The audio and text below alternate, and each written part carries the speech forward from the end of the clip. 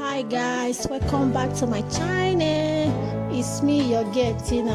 Today guys, I want to show you home remedy for cough. These are the ingredients.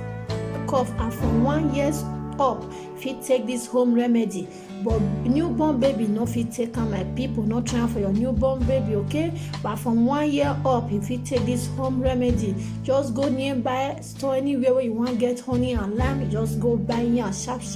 Prepare am for yourself, your baby, or your husband. You go see am say the cough will just disappear. You go see am before 1 to 3 days or 1 week. You dey take this home remedy, the cough will just clear comot. You see this honey is organic product. E no get any effect for body. Honey dey repair all your body. E no get fear to use honey.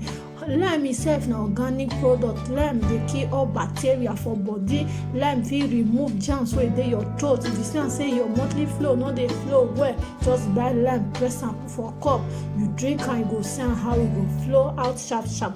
My people, na the half part when I wan use na believe because I wan make am for my baby. I don already press the water for cup. You see am, so the half part of lime. Then you carry your honey, you open now, you take your tablespoon, then just put 1 cup of tablespoon, you put am inside the lime. If you just put the tablespoon of honey, you put am inside the lime, you go make sure say you turn am small, just stir am small. Then after we don mix am together for ground small, you see am, so then you go come carry am put am for microwave. Make sure say you cover am you cover am small, then make microwave for heat am, make the honey ferment enter inside the lime. And since I already warm am, you know say e go melt. Then just carry the teaspoon of you carry the tablespoon, carry one give your pikin morning, carry one give am the afternoon, carry one give am the evening.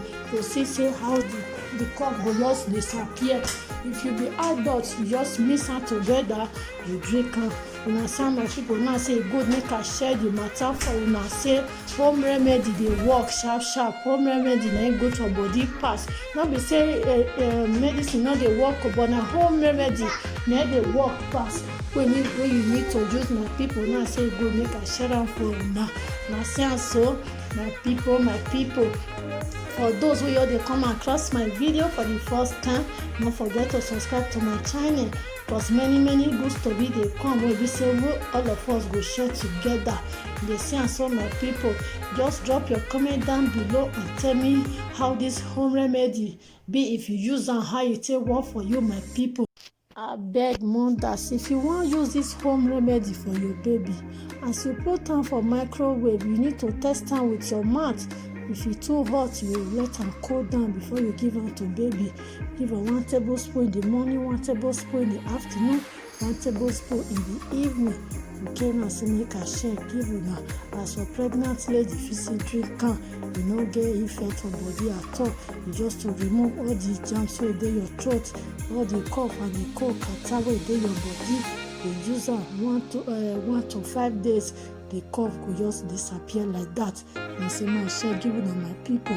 Thanks for watching. Please share and like and drop your comment down. Bye bye. See you in the next video.